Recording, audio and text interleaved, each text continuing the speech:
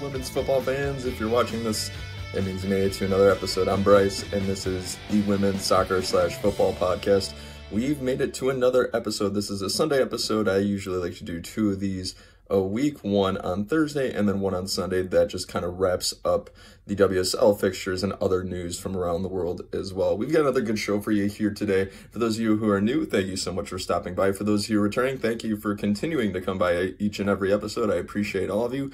And really quick, guys, if you are looking for more content, we are also on TikTok, Instagram, and a lot of other platforms. We are also on audio as Spotify, Google Podcasts, Apple Podcasts, etc. I'll link all those down in the description below in case you'd like to listen on the go. So, a lot of good stuff has happened in the world of women's soccer this week. We've got some good stuff from the NWSL, the WSL, for some things that happened that weren't so great, but don't worry, we'll talk about it all here in just a second. But first, before we get into all that, let's set the scene for this podcast. For those of you who might be new to the podcast, what I typically like to do is I like to start each of these by setting the scene, just to give those of you who are listening on audio an ideal view into the world in which I'm recording, because those of you who are watching on YouTube can actually see me, those of you listening on podcast cannot. So let's get into it. It is Sunday, January 31st. I know, we're almost to February. It's 1:20 p.m. in the afternoon. I just got done shoveling outside. In where I'm at right now, I'm in the Midwest of the United States. It just snowed where I'm at about 8 inches. Maybe it's getting close to 10 at this point, but we just got a huge snowstorm. So for those of you who love snow, that's awesome news. For those of you who hate snow, maybe not so great. I am somewhere in the middle. I like snow, just not that much snow.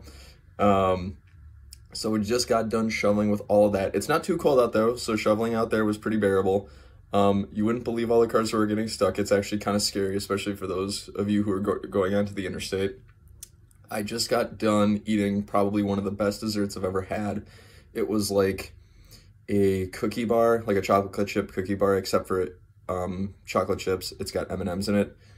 It was absolutely wonderful. I had it with a cup of cocoa, which was much needed after shoveling because snow and cocoa combined together. Who doesn't absolutely love that, right? So that's kind of where I'm operating from right about now. I can't wait to have another dessert after this is all done. I'll probably have banana bread instead, but that's neither here nor there. So guys, with all the housekeeping stuff down and out of the way, let's get into all of our segments that we've got going on today. And then once we get through the segments, we'll get into our main topics, which we've got a lot of good ones. So stay tuned. But first, in our first segment, let's talk about some NWSL dates and news. So Jeff Kassouf from The Equalizer tweeted out basically just a laundry list of different dates the NWSL has released for this upcoming season, which is really nice because that gives us a roadmap into what's to come. So starting out in that particular list, on April 9th, the NWSL Challenge Cup will begin in everybody's quote-unquote home markets. I'm using air quotes for those of you who are listening on audio. What does home markets really mean? If I'm not mistaken, I believe that just means each team can play at their own home stadiums. They don't have to do like a bubble like they did for last year's Challenge Cup, etc. and so forth. Moving on to May 15th, that'll be the start of the regular season then. So right after the Challenge Cup happens for about a month, then the start of the regular season will come. Then at the end of the regular season on November 6th, playoffs will begin. I hope all of your teams are able to make it to NWSL playoff glory, because it's going to be another really exciting year because we're going to have a full season this time around. Hopefully, I'm crossing my fingers. Maybe I should knock on wood. I don't want to jinx it for anybody. Wait, hang on. There's wood next to me. I just knocked on my bed frame that just happens to be right next to where I'm recording, about 2 feet to my right. Continuing on November 20th will be the NWSL Championship, so that means the playoffs will last about 2 weeks, and then it'll be capped off, of course, with who will win the entire league for the year. And then finally kicking off the biggest events of the year is going to be December 16th, which is going to be the expansion draft for both Angel City FC and Sacramento. I believe the name of the club for Sacramento is the Sacramento Republic. The only reason I say that is because I've read some articles that suggest that that's the name that they're going with. Don't quote me on that. That could very well change. But for now, I'm sticking with that they are the Sacramento Republic. And then the last bit of NWSL news we've got, it looks like a former USWNT national team head coach, very recently was their head coach, has joined the Sacramento Republic's front office. That's right, Jill Ellis is joining the Sacramento Republic's front office staff for the foreseeable future. They have hired her on. I want to be clear about this. She's not going to be a head coach. This isn't a coaching role. This is more akin to a, what do you call it? More of like someone who oversees the soccer operations on both sides of the club. So that's indicating to me that the Sacramento Republic are going to be an MLS team and also a NWSL team. And Jill Ellis is going to see the soccer operations, oversee the soccer operations for both sides of that coin. So really, really exciting stuff. The Sacramento Republic, for those of you who are curious, is going to be joining the NWSL for not the 2021 season, but for 2022, while the men's side of the house, the MLS team, will be joining in 2023. So this is more of a strategic role for Jill Ellis. To me, it comes as really not a huge surprise because she's always been a big supporter of the league since its inception. She even lobbied for, I don't know if lobby is the right term for it, but she pushed and supported the NWSL with the USWNT national team, meaning that made all these initiatives with the U.S. Soccer Federation to basically encourage players to stay domestic and play in the NWSL rather than going abroad and playing in leagues like the WSL, D1, Feminine, the like. So really exciting stuff for the NWSL. A whole ton of stuff is going down, and we can't wait for it to continue. So that's about it for the NWSL dates and news, guys. Is there any NWSL news that I missed? Feel free to jump down in the comments below and let me know your thoughts. All right, guys, so let's get into the second segment for the podcast, which is just going to be talking about all of the exciting WSL Match Week 14 results that we were exposed to today, because there was a ton of good stuff that went on. First match of the weekend started off really hot. We got Bristol City and Brighton of Albion. Now, I know many people haven't really been very high on Bristol City. I especially have been very critical of them. However, they picked up the first win of the season this week. That's right. Bristol City won the game by a scoreline of 3 to Brighton's 0. It was really exciting because now it's made the bottom of the table a lot more interesting. I'll get into that later. But Ebony Salmon got the brace for Bristol City. She scored in the 34th and 59th minute with a penalty. I think her penalty ended up sealing the win because Brighton was not coming back from that. But really early on in the game, Yana Daniels scored in the 3rd minute to help give Bristol that early edge. And they just kept it throughout the entire game, and they maintained control. And they walked away with their first win of the season. So good on them. That's really, really exciting stuff for their side. They might have a chance to avoid relegation. Right now, they are only 2 points off from staying safe, and the only 2 teams above them are West Ham United and Aston Villa. So we'll see how that sort of plays out.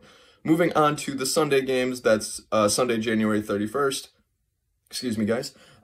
First game of the day was Chelsea against Tottenham. Chelsea won this one pretty handily by a scoreline of 4-0, thus killing Tottenham's winning run. I believe they won their last 3 in a row. So that's got to be gutting for them. However, they still remain in the middle of the table. For Chelsea, business as usual. They handle just about all teams below them in the table like this, and they've been beating everybody, whether you're a good team, whether you're a bad team. Things were just clicking for them on all sides today, and when you've got players like Pernille Harder and Sam Kerr clicking on all cylinders, it's really hard to beat a team that has both of them. And then plus when you've got a nice supporting cast like Melanie Leupolz and Fran Kirby, that's almost impossible to beat. And just to kind of recap all the goals, Melanie Leupolz had a brace today. She scored in the 27th minute and also scored a penalty in the 63rd minute. Abby McNass had an own goal for Tottenham earlier on in the game. That was in the 29th minute. Pernille Harder, I believe, had a header. Pernille Harder had a shot. Abby McManus went up to clear it, went off her head, went into Tottenham's goal. Thus, the own goal by Abby McManus. And I believe it was on her debut, so that's a bit of a bummer too. But then Sam Kerr receives an excellent cross from Pernille Harder about 10 minutes later in the 38th minute and puts that away, and that was all she wrote for that particular match. So Chelsea remains at the top of the table and dominates another match, so there's that. Next game was supposed to be Aston Villa and Arsenal, which was postponed. The reason being, according to the club, was a waterlogged pitch, which I have a lot of questions about that because, so this is, for those of you who don't know or might not follow WSL as much, this is the 3rd week in a row that Arsenal have been postponed or canceled. The first of which was pretty reasonable because COVID-19 pandemic, what's the word I'm looking for? Restrictions. That makes a lot of sense. Of course, during a pandemic, you don't want players playing against each other if one of them has COVID-19. So that was fine. But then last week, quite a few games were called off due to inclement weather because it snowed like crazy, at least in the London area last week. And then this week, for the third week in a row for Arsenal, unfortunately, they get canceled due to a waterlogged pitch. 2 out of 3 of those reasons were because their pitch couldn't handle inclement weather conditions, which I don't like it. I really don't think that's a very good excuse. There's so many different schools of thought you can have with that, right? It's like, okay, they were looking out for player safety, which of course is a very high plus, but then it's like, okay, if their pitch is having so much trouble retaining the weather in England, why not just upgrade the pitch in the first place? I mean, I'm no owner of a football club, obviously, but when you've got a professional side like this who's vying for a Champions League spot and trying to win the league, and they keep having these games postponed, that begs the question, is the club really doing all that they can for this team to ensure that they can stay focused and play the games that they're being paid to play? I just think it's a little ridiculous that for multiple weeks in a row, their pitch can't handle the weather. I mean, come on. You're a professional, one of the best professional women's sides in the world, and your club's pitch isn't up to par to handle inclement. I mean, that's just not cool to me. I mean, like I said, there's 2 sides to every story, of course. I don't know what goes on behind the doors of maintaining your club's pitch, but I just have a feeling that something's not quite right there. I have my suspicions about that, and maybe that's just me being a cynic, but nevertheless, I just don't think that's fair on all the Arsenal players who work so hard to earn a living and to play to the best of their ability just to have it canceled because the club's pitch can't handle it. That's just not right to me. But moving on to more results that ended up going down throughout the weekend, Manchester City and West Ham United played against each other earlier this morning. Manchester City won by a scoreline of 4-0, which, no surprise there. It's really funny, on Thursday's podcast, I said my original scoreline was Manchester City 4, West Ham United 0. I always like to predict the scorelines for each Thursday episode. And in the middle of the episode, I changed my scoreline prediction from 4-0 to 6-0. Well, of course, Manchester City, go ahead. They must have heard me, and they wanted to only win by a scoreline of 4-0. So take that for what it's worth. For those of you who change your mind on bets or for scoreline predictions, my advice is don't. But some big headlines for that. Abby Dahl-Kemper made her first appearance for the club. She returned from USWNT's national team camp and played great from what I heard. I didn't really get a chance to watch this game very much because, 1, I was shoveling this morning, and 2, I had to watch the United game because, for me, I am a Manchester United fan through and through, but don't let that deter you. We talk about it all here. Anyways, Roosevelt also scored. Rose hasn't been in action for Manchester City for quite some time, so it was really cool to see her out on the pitch and scoring goals, doing what she loves to do.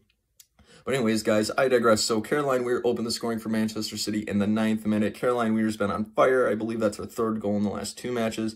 Georgia Stanway ended up adding to the scoreline by scoring in the 39th minute. All hail Georgia Stanway. I've become a big Georgia Stanway fan. She's just so relatable. She seems like a really cool person. Moving on to the second half, Ellen White, doing what a striker does best, scores goals. She scored in the 64th minute, which is always a good sign. And then Roosevelt in the 71st minute capped off the scoring with another goal as well. So I'll be curious to go back and watch the highlights for Manchester City and some of the game because I want to see where they played Roosevelt. I know that Gareth Taylor has tried to play her up top in the front line, which I would argue is a very, very bad idea. Roosevelt's not a winger, nor is she a striker. She thrives in the midfield, but that's a whole nother conversation for another time. All right, guys, so moving into the last fixture of the weekend that went down, it was my game of the week. Of course, I'm a little biased because I'm a Man United fan, but Everton and Manchester United squared off against each other. I'm trying to remember the name of the park that they played at because I like Everton Stadium. It's cool. But United ended up getting the clean sheet, which is absolutely fantastic. Alicia Lehman ended up making her debut. She was subbed on in the second half. And Jill Scott made her 150th WSL appearance. That's awesome. I mean, for any player to play professionally for that long is just absolutely phenomenal. I'm glad that Jill is one of those players. So good on her and good on Alicia Lehman for making her debut. And out of the news, Kristen Press started off in the number 9 position, and she also scored, which is absolutely fantastic. She used her body to shuffle off the defenders and finish strong, so that was really cool to see. But anyways, Ella Toone opened the scoring in the 9th minute for United off of an early chance. The keeper for Everton, I'm really mad I can't remember her name, but she opted to try to catch it, dropped it. Ella Toone was there to pick up the pieces and ended up capitalizing, which good on them for taking advantage of opponents' mistakes. That's what great teams do. But then fast forward to just before the halftime break, Kristen Press comes in the 42nd minute and scores a goal. She probably could have scored 2 or 3 in this game, but hey, that happens. I'm just seeing good progress from her moving forward. She seems to be getting a little bit more comfortable with the squad going forward. So guys, with all of those fixtures down and out of the way, let's take a look at the WSL table and what it looks like after all of these matches. So at the top of the table in the first position, we've got Chelsea with a game in hand. I'm double checking that real quick. I'm sorry. 2 games in hand, because this is match week 14. Chelsea have 2 games in hand at the top of the table with 32 points. Manchester United are in second with 1 game in hand on 32 points. They are behind Chelsea on goal difference by 11 goals. In third spot, Manchester City women with 27 points. They have 2 games in hand. In the fourth spot, Arsenal women, who have 23 points and 3 games in hand with a postponement this week. In fifth, we've got Everton with 3 games in hand at 17 points. In sixth, we've got Reading with a game in hand at 15 points. In seventh, we've got Tottenham Hotspur with 3 games in hand at 12 points. In eighth, we've got Birmingham City at 10 points with 4 games in hand. Wow, they've got a lot of games to make up. In ninth, we've got Brighton Hove Albion with 1 game in hand at 9 points. In 10th, we've got West Ham's United with 3 games in hand at 7 points. We've got Aston Villa in 11th with 7 points and 3 games in hand. And lastly, we have in the 12th spot, Bristol City with 5 points with 2 games in hand. So the bottom and the tops of the table are getting really, really close, which is really exciting. I hate it when teams or when leagues just have one team that dominates, much like Liverpool did with the Premier League last year. So it's really cool to see all these top and bottom teams really vying for something to play for. So that's absolutely fantastic. It'll be really interesting because with Brighton having only 1 game in hand and 9 points, if West Ham, Aston Villa, and Bristol all win, that puts Brighton in a really tough position with 10 games left. So wow, it could get really exciting, guys, toward the end of the season here. I can't wait to see what it looks like. But with all of that, those are all of the FAWSL Match Week 14 results, guys. What are your reactions to each of the matches? Feel free to jump down to the comments below and let me know your thoughts. And with that, what I like to do is I like to roll that into the third segment, which is the FAWSL Golden Boot Race update. Let's take a look at how that has changed. I'm pulling up the article right now, guys. I will link the article that tracks not only the current Super League table, but also the race for the Golden Boot as well. I'll link those both in the description down below, which I know I've got a lot of links down below, but I just want to make sure I get as much information to you guys as I possibly can. But anyways, I digress. So let's look at all of the top scores in the WSL. In first, we've got Viviane Miedema of Arsenal with 12 goals. In second place, we've got Samantha Kerr of Chelsea with 9 goals. In third, we've got Fran Kirby of Chelsea with 8 goals. In fourth, we've got Ellen White, who's climbing up the table with 7 goals. Tied for fourth, we've got Jill Ward of Arsenal with 7 goals. Then moving on down a little bit, we've got 4 tied for 6th place, which include Chloe Kelly of Manchester City, Caitlin Ford of Arsenal, Ella Toone of Manchester United, and Leah Galton of Manchester United. All of them have 6 goals, so that race is really, really tight. Viviane Miedema is currently leading that charge, and since Arsenal have so many games in hand, I wouldn't be surprised if she still ended up running away with it by the season's end. I've said it every week, I believe, on the pod that she will win the Golden Boot Award for this WSL season. I stand by that, and I will until my dying days. So you heard it here first. Who do you guys think will win the Golden Boot Award for the WSL by the end of the season? Feel free to jump down in the comments and let me know what you think. But anyways, guys, let's actually look at the top assists too, because I like to give you guys an update on that. We'll go with the top 5 women who have done so. So we've got Katie McCabe of Arsenal. She's got 7 assists on the season. Trailing very closely behind her include Chloe Kelly of Manchester City and teammate Beth Mead of Arsenal. They've both got 6 assists on the season. Then moving into fourth, we've got Caitlin Ford with 5 assists of Arsenal, of course. Caitlin Ford's been having a great season for Arsenal. I'm really happy for her. And then we've got 5 players tied for 5th. Wow. So that includes Fran Kirby of Chelsea, Izzy Christensen of Everton, Jordan Nobbs of Arsenal, Lucy Bronze of Manchester City, and Hayley Ladd of Manchester United. All 5 of them have 4 assists and are tied for 5th in terms of top assists for the season. And it's really funny that all of them are from different teams throughout the league. I think that's kind of cool. Shows that they're all sharing the wealth a little bit, which it's really cool to see Haley Ladd actually get so high up this table. To me, she's been mint for United all season long, and she's been continuing to prove that each week. So really exciting to see how that race turns out. All right, guys, so that does it for the Golden Boot and Assist Award. I'm still trying to figure out a good name for the Assist Award. I need to figure out what they call that in the WSL. Call it the Golden Toe, maybe? The Golden Teammate? I'll think of something for that, but if you guys got a name, feel free to jump down in that, drop that down in the comments below as well. All right, guys, so that'll do it for the third segment. Let's go into the fourth, which is going to be a brand new one that I actually started doing in the last episode, which is what I like to call the moment of silence. Since this is a newer one, I'm going to break it down for you. This is what I just like to do. I normally have a cup of coffee in my hands, and I like to give a toast, which is a moment of silence, to all of the idols within the women's game and just other things that are of noteworthy in the world of women's soccer from around the world. I don't have a cup of coffee in my hands because, like I said, I just finished it right before the pod. I drank it, I believe, in 30 seconds. It was delicious.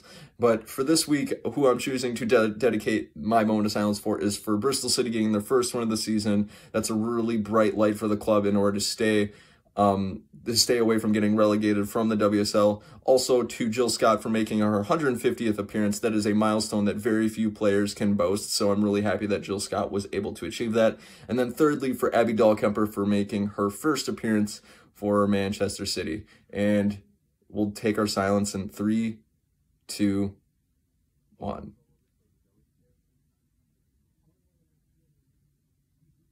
Salute. All right, guys, that's a really fun one I like to do. I hope you like it too. Who did you take your moment of silence for? Feel free to let me know down in the comments as well.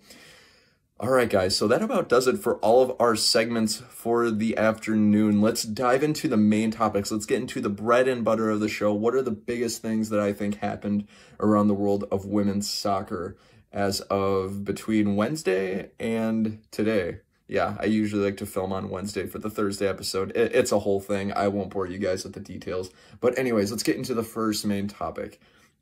Our first topic is going to be Naomi Osaka is now a new owner of the North Carolina Courage. That's right. Naomi Osaka announced on Thursday, I believe it was January 29th, that she would be investing into the North Carolina Courage of the NWSL, which to me is super, super exciting. For those of you who don't know who Naomi Osaka is a Haitian-Japanese tennis superstar who is just at the age of 23, and she is like bossing the world of tennis. I believe she's got her own brand. She's a brand ambassador for big names like Louis Vuitton. I believe her and Serena Williams actually just played against a like friendly match or scrimmage of some kind, like just the other day. So it's really cool to see two big stars like that make the rounds with each other. But it's really cool that at just that young of an age, she's getting a foothold into the NWSL marketplace. It's not very often you see such young people not only invest, but invest into such a big, invest in sports teams, which is really, really exciting. And that's, I think, why I'm so excited. Let me be a little bit more specific. So with the ownership groups typically in America, it seems as though owners are typically much older people, and they're usually gentlemen, which there's nothing wrong with that. It's just with the addition of Naomi Osaka coming in, you've got a young female athlete who has a global brand and can just bring a brand new perspective that a lot of ownership groups just don't really have. She belongs to and comes from a very different demographic that's different than what's typical in the NWSL, which is really cool because when you have that diversity in your ownership groups, it allows you to add in additional perspectives that you wouldn't have otherwise. And with those additional perspectives, what you can really do is you can not only help the communities that you occupy, like in North Carolina's case, but you can cater to a larger fan base and really grow your brand in a really positive way. And with that notoriety, it can get international attention, it can get all eyes on you, it can get more money flowing into the NWSL, which, like I said, this is an investment from Osaka's side, so it makes a ton of sense, right? And then it can also attract top talent too. Naomi being Haitian-Japanese, she might attract some Japanese women's footballers that are the top top of their teams to come over to the NWSL and give it a shot, especially for North Carolina. So that'd be really cool. I mean, North Carolina is already a very talented and good team, and I don't want to see them keep dominating because that's driving me nuts. But still, nevertheless, it brings in new talent, it brings in new perspectives, and I think it really only benefits the league even more. So that's really, really huge. And what's really cool is it seems as though there's a really positive trend, at least in U.S. markets, for women investing in other women. I just think it's fantastic. It's something that you're seeing more and more of, and it just further adds to the diversity that I think the NWSL could use. And it's just a really positive way in order to contribute to that particular facet, which is phenomenal.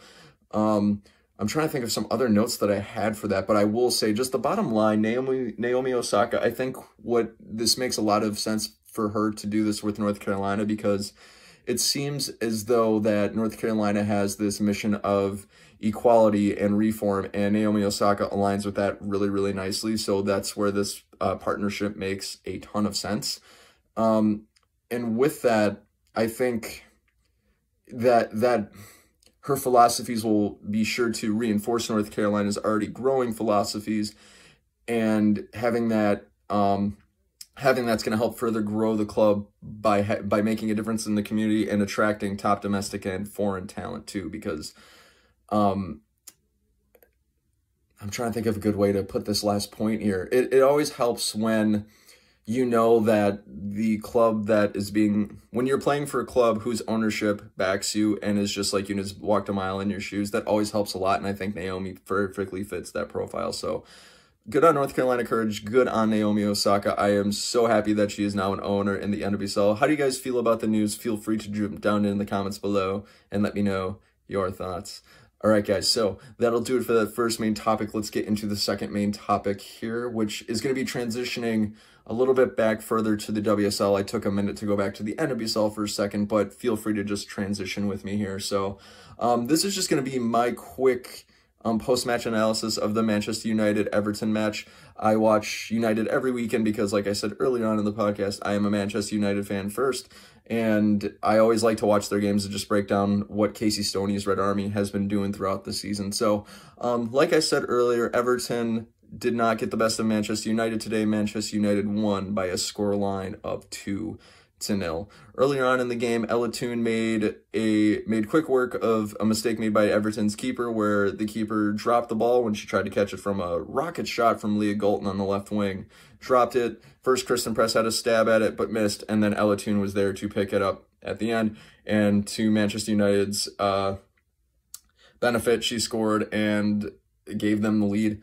Later on in the half, Kristen Press receives a ball from Hayley Ladd, I believe it was. She had her back to the defender. She turned and scored. Absolutely fantastic. I feel I've been really rooting for Kristen Press lately. If you guys were able to watch the last podcast episode, I talked about why Casey Stoney might not have been using Kristen Press as much as a lot of people think she should or would have liked to have seen Casey Stoney do. But it was just really cool after having that conversation to see Kristen Press perform well, and I think she really did perform well today, so there's that as well. Some other big headlines for the game, in case you guys didn't hear already. Jill Scott started for the match. She made her 150th appearance in the WSL, and Alicia Lehman just went on loan from West Ham to Everton, and she made her debut today for Everton as well. So let's actually start off by looking at the Manchester United lineup. So starting in goal, we had Mary Earps. At the left back position, we had Anna Batil. Then playing alongside her was Millie Turner and Amy Turner, the two central defenders, which I think they played well today. In the right back position, we had, why am I freezing on her name? Smith. I thought she played another fantastic game. Harris last week picked up an injury, and I believe that prompted Smith to not only play the rest of the game last week, but also start this one, and I think she put in a shift and did great work. In the midfield, we had Hayley Ladd, Katie Zellum, and also Jackie Gronin. I think the three of them have been bossing the midfield in the last few weeks, but I'll get to that in a little bit. Then in the forward line, at the left side of the forward line, we had Leah Golton. On the right side, we had Ella Toone, who made another start up top this week. And then we had Kristen Press playing at the striking position in that number 9. So overall, I think the team did really, really well today. I think they did a lot better in the first half than they did in the second. So overall, my impressions for this match were They did their job, they did it very well, and they walked away with another 3 points, which results is always what matters. Nobody knows that better than Casey Stoney. But to me, this game was a tale of two halves. Let's start off with the first half. So the first half, I think United pounced really, really quickly. Out of the gate, they were using the high press. I even noticed at one point when they were in defense, it almost like they were playing a 4-2-4, where Jackie Gronin would actually sneak up top next to Kristen Press, and they would both be kind of doing this high press while Galton and Ella Toon were in support. And that worked really, really well. A lot of times Everton in the first half at least would throw the ball away, and it would give them quite a few chances, which I don't think United really capitalized on all the mistakes that Everton really made today. I think if they did, this score could have easily been 4-5-0, but sometimes that's just how the cookie crumbles. You do what you need to do to win. So the high press, again, worked very, very well this week. Something that was really interesting that I don't see United typically do is there was a lot of long balls today. Rather than playing everything through the midfield, it was either Millie or Amy Turner getting the ball in the central defending positions, or Hayley Ladd and Katie Zellum getting the ball deep in the midfield as well, and then sending the ball up high to press Galton and Ella Toon. Something really interesting I saw this week, and I think this adds to my point earlier about Kristen Press getting more comfortable, is Kristen Press would see Zellum, Turner, that's Amy Turner for the most part, and Ladd with the ball, and she would point. For those of you who are listening on audio, I'm pointing just to either side of my screen right now, but she would point to where she wanted the ball, and they delivered the ball to her right where she wanted it pretty flawlessly just about every time. So the passing in the midfield today was superb, I thought anyway. In fact, I would go as far to say that Hayley Ladd was my woman of the match today, because she just did such a good job at facilitating play forward when the front line wanted her to, and she also defended out of her mind, I thought, so there's that as well. So that was a really big bright spot. Their long balls today for United were, I thought, pretty exceptional, and they made the most of them, which is fantastic. Other noteworthy news, I think Katie Zellum also had a really good game. She did a good job at defending and also sending the ball forward as well. I think Hayley Ladd just did it better, which is why I think Hayley Ladd is my woman of the match today. And it just turned out well for the club, and I think that their first half was a lot better than their second half. Leah Galton, by and large, wasn't a huge factor in today. I've noticed that in recent weeks, it seems like it's an every other week kind of thing. One week she'll not perform very well. I think today was one of those days. Then the next week she'll go and she'll play out of her mind and score a goal or two and have an assist. This was just one of her off weeks, I think. Hopefully she'll have a little bit more of that consistency like she did for the month of December. But hey, like I said, every player has a bad day at the office, so that kind of happens sometimes. Some other notes, I thought Ella Toon did another really good job at the right wing. Obviously, she scored today, but she's proving that she can not only play in that central attacking midfield role, but also on the right wing. And I think that's really nice for Casey Stoney, because she can put her in either of those two spots at will and make the team a little bit more flexible and expendable. So some other notes from the first half. Yeah, so I'm going to say that Kristen Press played really, really well pretty much for the entire game. You can tell for some reason today she just had a bit of a pep in her step. I don't know what it was. Not that in weeks before she was lackadaisical, but this week she was like on it, like for the whole half. Like it was amazing to see. She was receiving the ball to her feet, blocking off defenders from getting it and getting chances. She had quite a few chances. Like I said, I would say she probably could have scored 2 or 3 goals today, but that just kind of happens. You know, that's how the cookie crumbles. The point, ooh, wow, sorry guys, I just hit my stand. The point is she's playing better and she's getting more comfortable with the squad, so that's a sign in the positive direction.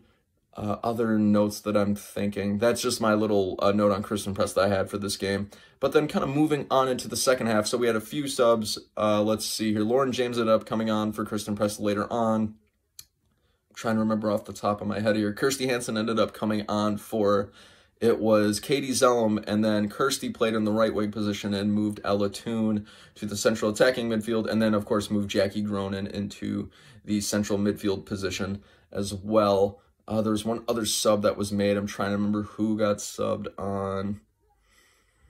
Leah Galton got subbed on. Oh, actually, yeah, Leah Galton was subbed on for Kirsty Hansen. That's my bad. I should have remembered that. Maybe those were the only subs, and I just can't remember. But Kirsty Hansen put in a great shift as a sub, I thought, for Leah Galton. By the time that Kirsty Hansen went on, it was like in the 75th minute, I think it was.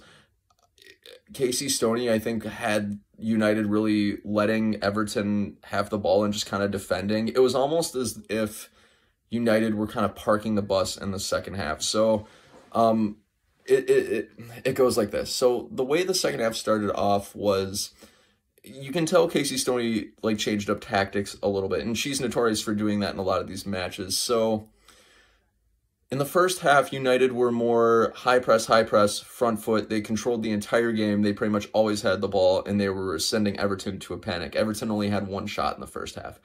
In the second half, Casey Stoney was like, okay, we're going to not do the high press. We're going to let Everton have the ball, and we're going to make them basically do well offensively. And I think it worked really well because nothing was really going for Everton in the second half. They just couldn't break through United's defensive wall. So the strategy worked because United defended out of their minds. Every ball that was sent into the box was cleared by somebody. I mean, Kirsty Hansen included, which, like I said, she stuck out as a sub to me in this game. She defended really well.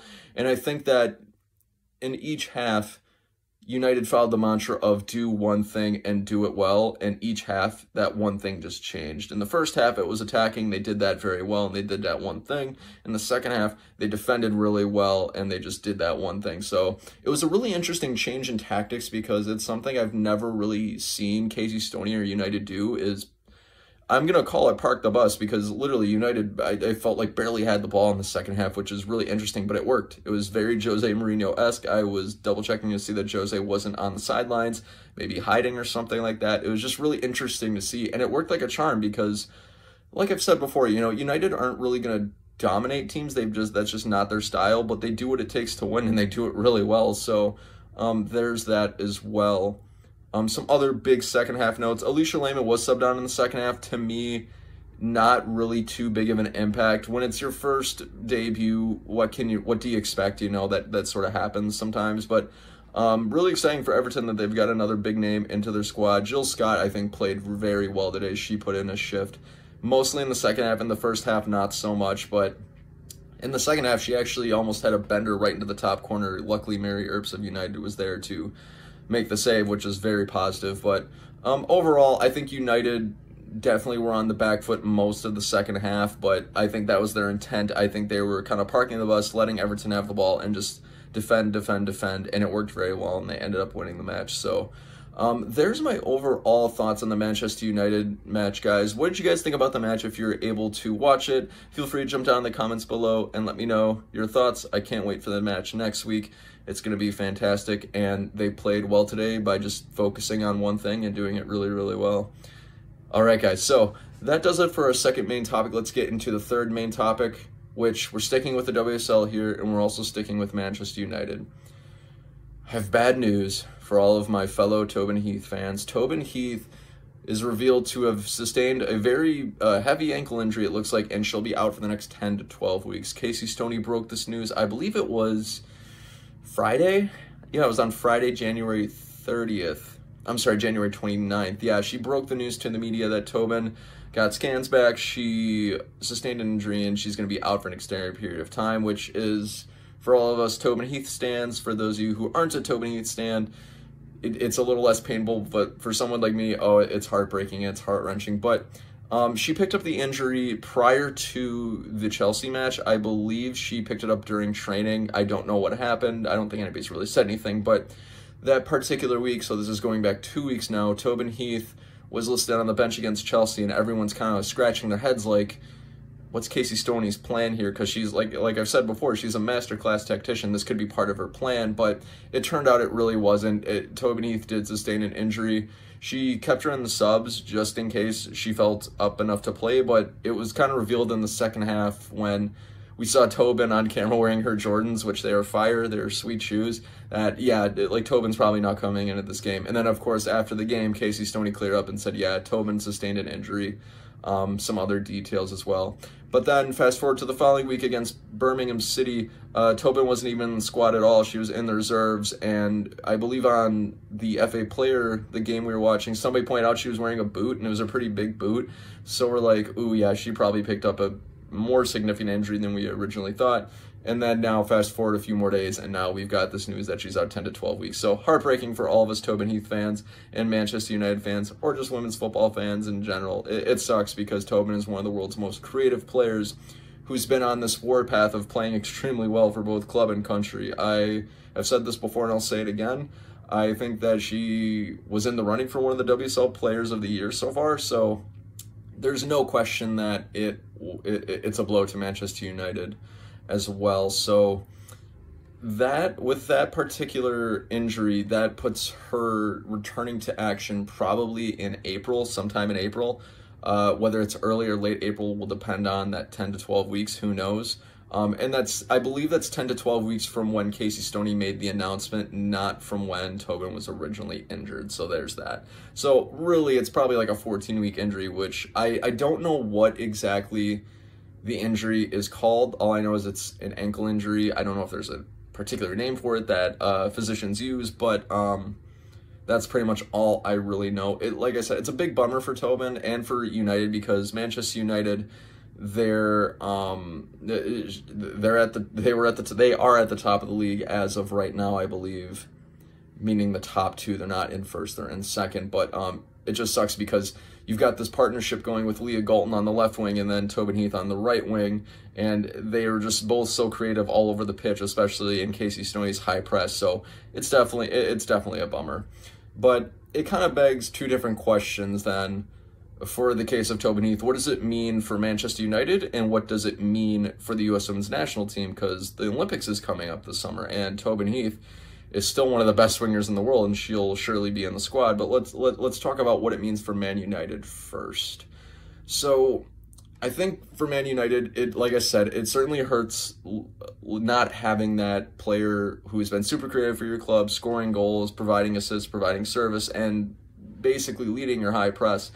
That hurts a little bit, that's never a fun thing to lose a player of that caliber. And then plus, given the circumstances right now, United are just behind Chelsea on goal difference.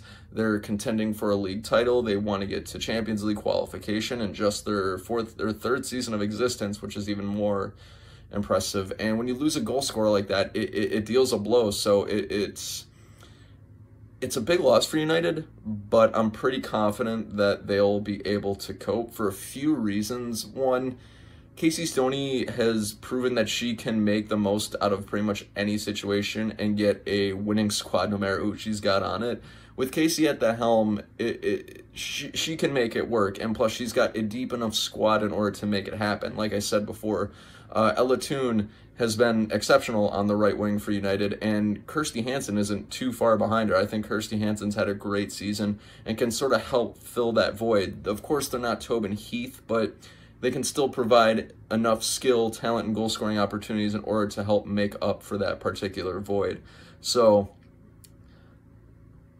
it's, even with Tobin's already been out for a couple weeks, and since then, it seems like Casey Stoney has experimented with Toone and Hansen in that spot, and both times it's turned out pretty well.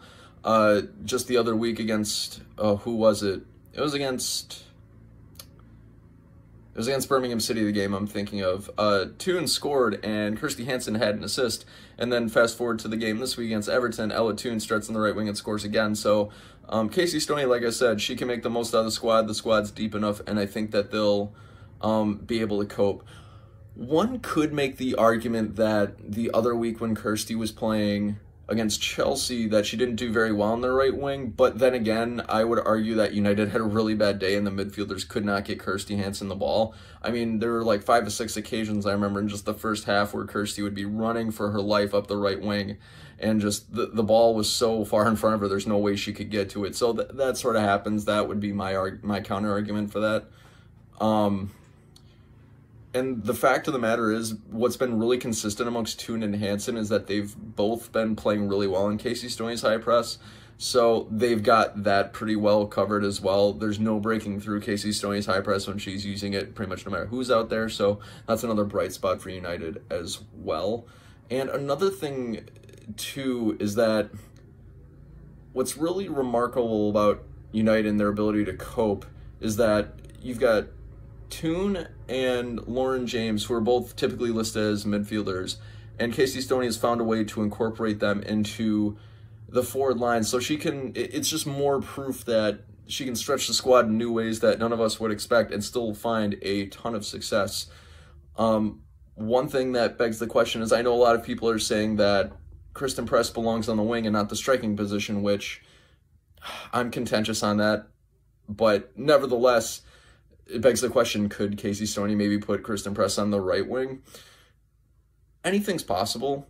I don't know if it'd necessarily be the right call. I still think Kristen Press would be better served in the striking position, but Press has proven, obviously, to be a phenomenal winger in the past with the U.S. Women's National Team, and also she's proven to be a phenomenal striker with the U.S. Women's National Team. So either way, it would be just fine. It's a matter of how well Kristen Press will fit into Casey's system.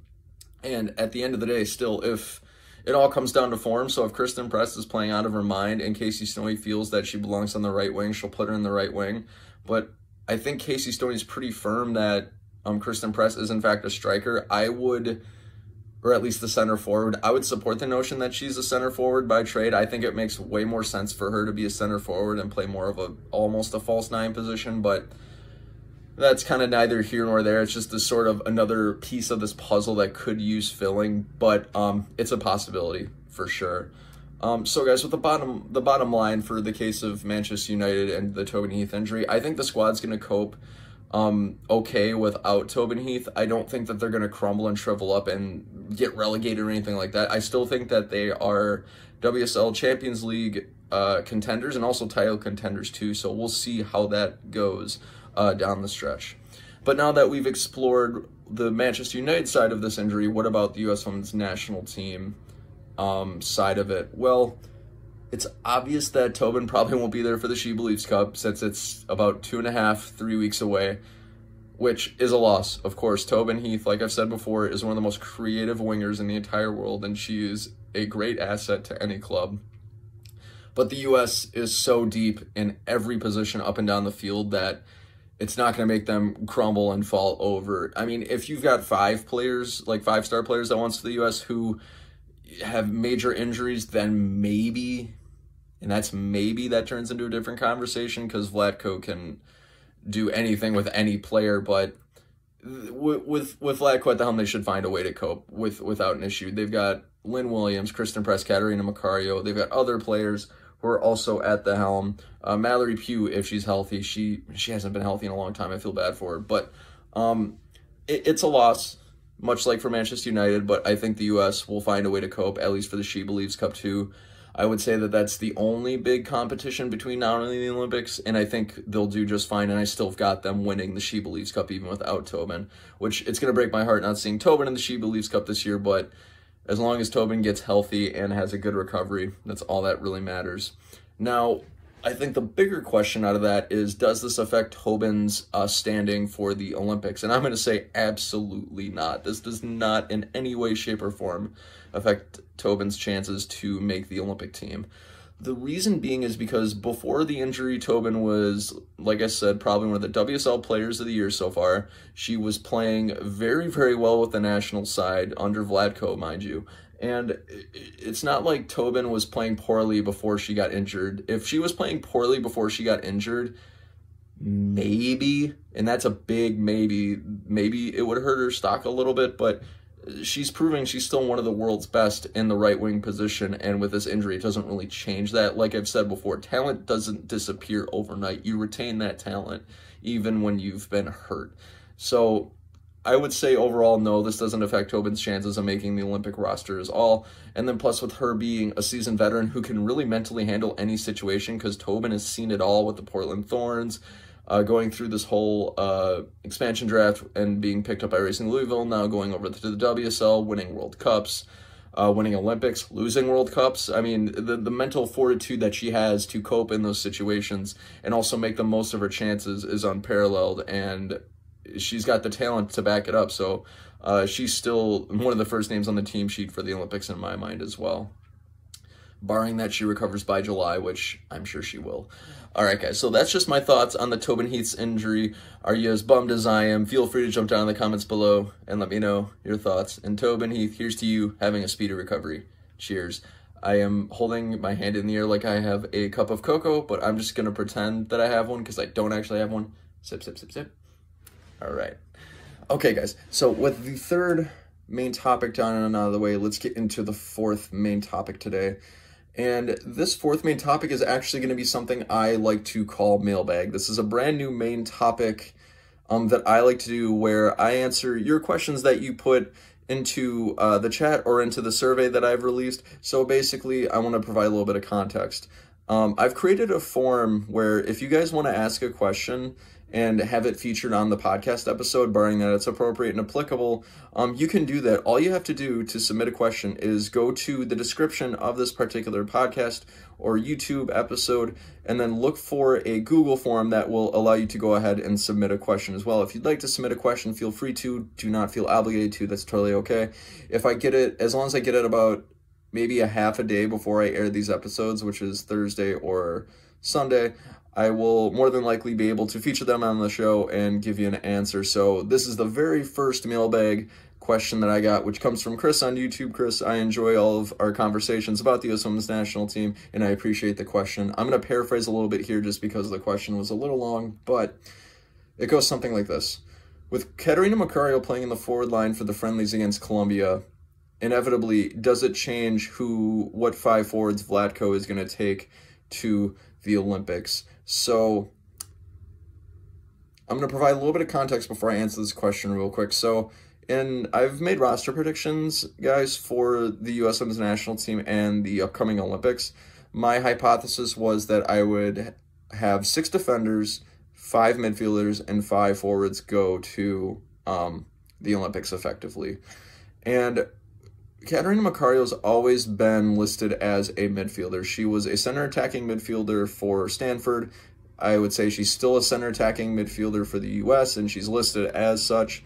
But now Vlatko in the last couple matches has been playing her in the forward line, and she's had some good performances as well. So does that really change my mind on who Vlatko might take to the Olympics? I'm going to say not really a whole lot of effect, and here's why. So I'm currently hypothesizing that Vlatko is going to take Alex Morgan, Kristen Press, Tobin Heath, Megan Rapinoe, and Carly Lloyd all to the Olympic roster, or all to the Olympics this summer in Tokyo 2021. And if Vlatko has been playing Macario for like 10 matches on the forward line consecutively and having her starting, I think it's a different conversation. But since this is just 2 friendly games where she's played in the forward line, I don't think it's really enough for me to say that Macario is a forward. Vlatko might feel differently. I'm obviously not inside his head, but for every camp, including this most recent one that he's taken Macario to, she's been listed as a midfielder, and she was a midfielder with Stanford as well, like I said earlier. Like I said, my mind changes if she's a forward for like the next 10 matches and starts, and that's different, then that shows that Vlatko intends on using her probably as such. But I would maintain my current 5 strikers or 5 forwards as Morgan, Press, Lloyd, Rapinoe, and Heath. So I would say that my roster prediction remains unchanged. I would say the 5 midfielders that Vlatko is going to take is Sam Mewis, Rose Lavelle, Julie Ertz, Catarina Macario, and who am I missing? Lindsey Horan. And then the 5 forwards are the ones that I mentioned just a few seconds ago too. So I'm trying to think of what really makes this interesting. What really makes this interesting is, let's make an assumption here. Let's make an assumption that Catarina Macario is, just for argument's sake, is now going forward for the U.S. Women's National Team a forward and a forward only. She can no longer play the midfield. Vlatko will never use her as a midfielder again, or ever, actually, because she's never played in the midfield for the U.S., but let's assume that she's just a forward from now on. I would still take Lloyd, Rapinoe, Morgan, Preston, Heath over Macario. I don't think there's a big enough sample size for Vlatko or any of us to really say that Macario has proven to be a better forward. I want to be clear, a better forward than those 5 and experienced enough to make that roster. And then if that is the case, then I would say that it changes my picks a little bit, because then I've got the 5 forwards that I just said: Rapinoe, Lloyd, Press, Heath, Morgan. But then if he doesn't take Macario and she can only play forward, assuming she can't play the midfield, then my 5 midfielders end up being Ertz, Sam Mewis, Roosevelt, Lindsey Horan, and Christy Mewis. That would be my 5 midfielders if Catarina Macario is no longer a midfielder. That is making a huge assumption that's not really valid. That's making the assumption that Catarina Macario is no longer a forward and can't play, or is no longer a midfielder and can play the midfield. That's not correct, obviously. But just for argument's sake, I want to pose that hypothetical to you guys just because it's kind of fun. But however, even with, I guess I'll give you the bottom line here. Even with Macario playing the forward line, to me, it doesn't change my mind about which 5 forwards he's going to take. And I still will think that Vlatko will take Macario to the Olympics as a midfielder. I think with Macario playing the forward line and playing it well the last 2 matches, it helps her stock in making the roster, because it shows that she can not only play in the midfield, she's already proven that she's a midfielder and a really good one, but there's also some potential there to have some flexibility and also have her play at the forward line if Vlatko were to need to. So I think that that's mainly the impact that I see with Macario playing in the forward line in this particular case, but I don't see her overtaking the other 5 forwards that I mentioned earlier. So I hope that makes a ton of sense, guys. That's sort of my bottom line for this whole thing. Chris, I really, really appreciate the question. It's a really good, thought-provoking one that I wanted to take the time in this episode and address. So wow, that was fun. All right, guys, so that'll do it for the last main topic. What do you guys make of the whole Macario playing at the forward line for the friendlies against Colombia? Feel free to jump down in the comments below and let me know your thoughts. All right, guys, so with that last main topic down and out of the way, we have made it to the end of another phenomenal episode of the Women's Soccer/Football Podcast. We've had a lot of awesome moments this week, and I'm really happy that there's a lot of positive news coming out of the world of women's soccer, which has been fantastic. Again, if you guys would like a question featured on Mailbag, the Google form will be linked down in the description below to fill out at your leisure. And then I will also link all of my other social media platforms and also the audio platforms that you can listen to this episode in podcast form at your leisure as well. And I will also link every other article that I've described earlier on in the episode, just so you guys can get a good hold on what exactly I'm talking about. So guys, that'll do it for this episode of the Women's Soccer/Football Podcast.